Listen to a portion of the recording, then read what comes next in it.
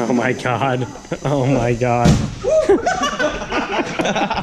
What's going on, guys? Bruce here, and welcome back to the channel. Holy shit! Oh my.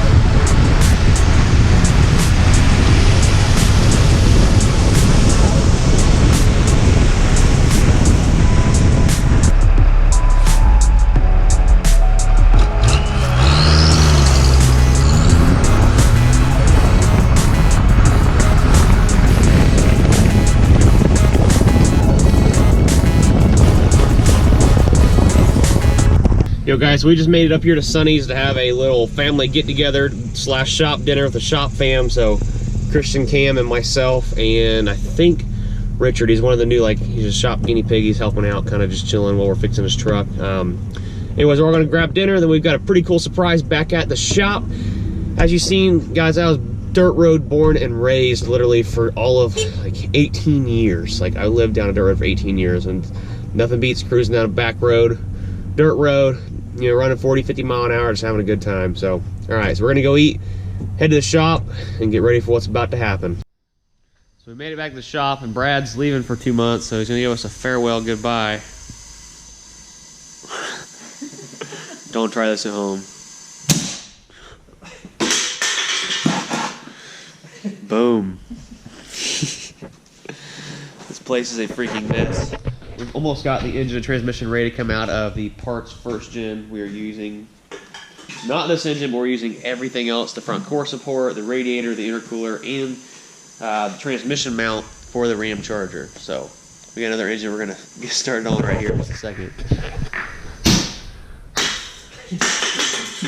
This is why nothing gets done half the time. Got the 12 valve Cummins I built about a month ago. We finally got everything back from powder coat. We're gonna get our beautiful valve covers installed. We've got our fan pulley, our thermostat housing, some other pieces we've got powder coat. We're gonna get those put on here, installed. So this thing's gonna look freaking killer.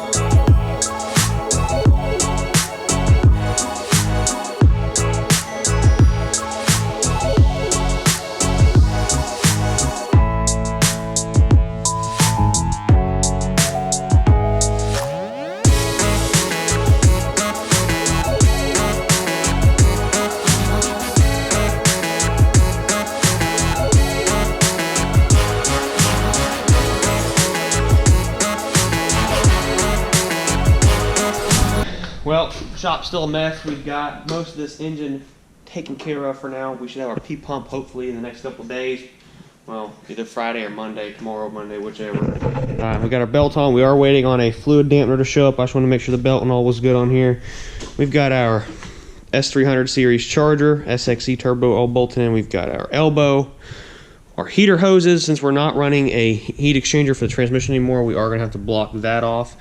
These things are a major pain to get out of the block, so we may try to get it out. If not, we're going to put a plug over that. And a plug over, well, you can't really see it, but right here on that nipple.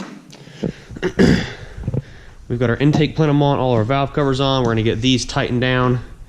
All the valves have been adjusted. We've got a brand new thermostat in here inside the thermostat housing. And other than getting the injection pump on and the lines on, this thing's pretty much ready to go in the first gen next door. So turning out really, really freaking sexy. So I've walked back in the office here. It is mail time. We had some parts come in for our customers' trucks here. We have some brand new fleece transmission cooler lines for an LMM Duramax. My buddy Brandon will be here in the morning to put those in his truck before we get to work. We have a super cool Autometer 6,000 RPM tachometer, which is what's going in the mud truck outside. Everyone has been asking me about that truck. It has a P-Pump 24 valve Cummins in it. It was originally like a Monster Mike 24 valve engine with a badass VP440 on it. The badass VP44 on it. Well, someone decided to P-pump it, and instead of getting new lines made, they just took and bent those all around, and they were all just garbage and leaking them. 2 of them were actually broke, so it showed up here. I'd use a forklift to unload it because they wouldn't run at all. So Scheid custom made us some new lines, and they will be here tomorrow. We'll be putting those in, and tomorrow's video will be on us getting that thing actually fired up. Redneck Yacht Club is next week, so we've got to have it done for next week. So it's also getting a 6,000 RPM tack put in it. It currently has a 2-speed power glide, I'm pretty sure. And we also are using some BD, I don't know what exactly you would call these things, intercooler boot lock retainer. So basically you weld one piece to your intercooler pipe on one side, one piece to the other side, where your boot's in the middle, and you can hold these pieces tight so they don't blow apart. And since this thing is running an S400 and S500 compound turbos on it, which are freaking huge, you'll get to see all that tomorrow. We're building new intercooler piping, and obviously from that, and fixing the intercooler pipes on it, because right now they've got 90-degree silicone elbows, and they keep blowing those out and blowing them off because they're just not strong enough for the boost pressure that thing runs. So we also have Vibrant intercooler boots clamps. So that's all we run. Vibrant clamps, you don't have to worry about them. They're stainless, good quality stuff, and they don't strip out. So that's what we've got going on in here. Yep. Put all that good stuff back in there. Let's see what Ray's got going on out here in the shop.